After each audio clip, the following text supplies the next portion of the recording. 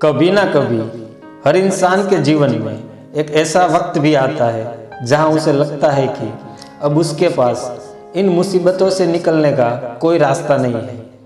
बिल्कुल ऐसा ही एक मादा हिरनी के साथ हुआ। तो दोस्तों, मेरा नाम है हमीद और आप सबका स्वागत है जीवन मंत्रा में। तो आज की इस कहानी एक हिरनी की है जो कि एक बच्चे को जन्म देने वाली है। एक जंगल में एक मादा हिरनी थी जो कि एक बच्चे को आज जन्म देने वाली थी। इसलिए उस हिरनी को एक सलामत जगह की तलाश थी। तभी उसने जंगल के छोर पर ऊंची ऊंची घास को देखा। वह स्थान उसे बच्चे को जन्म देने के लिए बिल्कुल सुरक्षित लगा। इसलिए वो बच्चे को जन्म देने के लिए उन ऊंचे ऊंचे घासों के बीच चली गई। जैसे ही वह घास के पास पहुंची, उसे प्रसव पीड़ा शुरू हो गई। बिल्कुल तभी ही आकाश में काले बादल घेर आए, बिजली चमकने लगी, लेकिन ऐसी दशा में वो कहीं जा भी नहीं सकती थी। तभी उसने दाहिनी ओर देखा तो एक शिकारी उसकी तरफ निशाने साधे खड़ा था।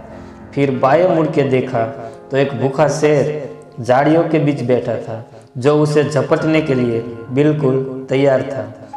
और उसके सामने जो सूखी हुई घास थी वो भी आग पकड़ चुकी थी।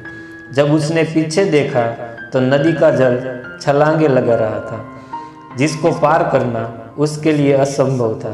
अब वो बहुत घबरा गई थी और बहुत ज़्यादा चिंतित हो गई थी कि अब उसका क्या होगा।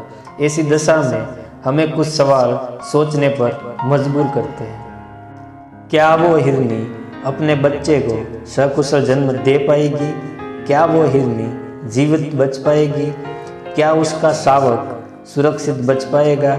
या क्या वो हिरनी उस शिकारी के निशाने का शिकार बन जाएगी?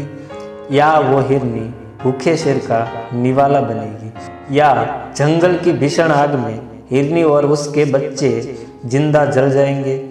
या उसके पीछे बहती नदी का उफान लेता हुआ जल उसे और उसके शावक को बहा ले जाएगा?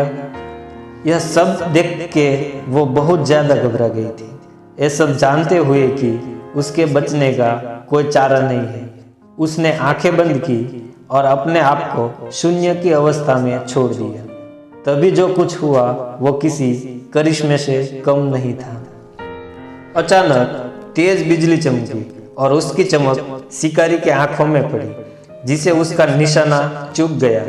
वो तीर हिरनी के पास से गुजरता हुआ शेर की आंख में धंस गया। शेर दर्द से दहाड़ता हुआ भाग खड़ा हुआ।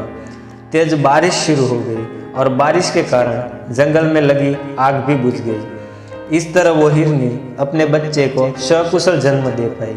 अब वह और उसका बच्चा बिल्कुल सुरक्षित थे। शायद इसलिए कहा गया है, जाको राखे साइया मार सको ना को, बाल ना बाका हो सके जो जग बैरी होए। दोस्तों, इस मोटिवेशनल स्टोरी ने हमें बता दिया है कि अगर हमारे जीवन में जब कभी भी ऐसा वक्त आए जहां पत्ती से निकलने का कोई रास्ता ना हो, तो हमें भी उस मादा हिरनी की तरह अपने आप को शून्य में छोड़ देना चाहिए। विपत्ति अपने आप ही टल जाएगी। इसके साथ आपका दिन शुभ हो। जय हिंद, जय भारत।